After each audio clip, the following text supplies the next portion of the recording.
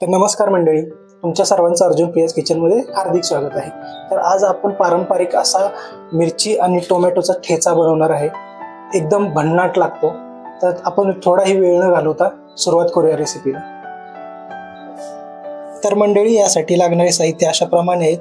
10 ते 12 मिरच्या घेतलेल्या आहेत आपण, 10 ते 12 आपण लसूण पाकळ्या घेतलेल्या आहेत, 1 चमचा आपण जिरे घेतलेले आहेत, 2 टोमॅटो घेतलेले आहे आणि मूठभर कोथिंबीर घेतलेली आहे आणि चवीपुरतं मीठ घेणार आहोत।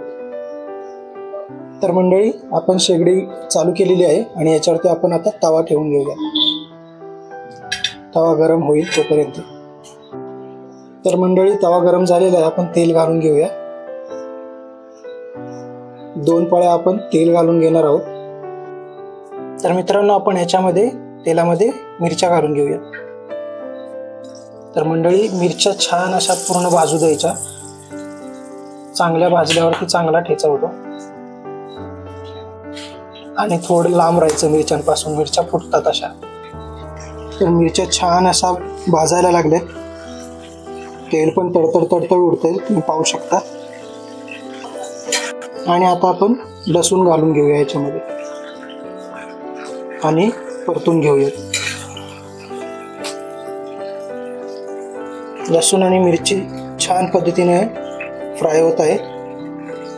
लसूण जास्त घालायचं, त्यामुळे कसं होतं, ठेच्याला चव एकदम भन्नाट येते।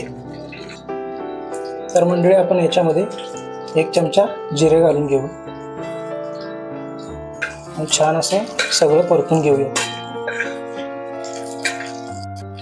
तर मंडळी, आपण याच्यामध्ये टोमॅटो घालून घेऊया। टोमॅटो जास्त बारीक आणि जास्त मोठा पण नाहीये, आपण एकजीव छान असं करून घेऊयात।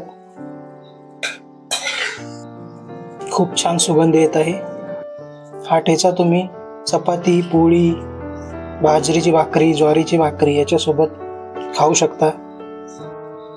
तर मंडळी, आपण याच्यामध्ये अर्धा चमचा मीठ घालून घेऊया, चवीनुसार घालू शकता तुम्ही, आणि छान असं परतून घेऊयात।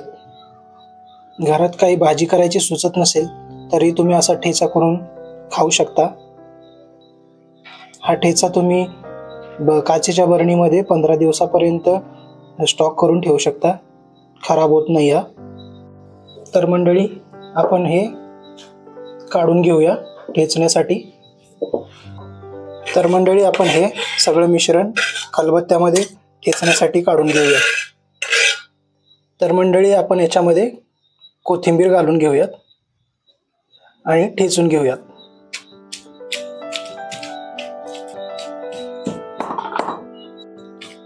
आपण ठेचा न टोमॅटो घालता बऱ्याच वेळेस खातो, पण टोमॅटो घालून त्याची चव एकदम भन्नाट लागते। तर मंडळी, तयार आहे आपला पारंपरिक असा टोमॅटो मिरचीचा ठेचा।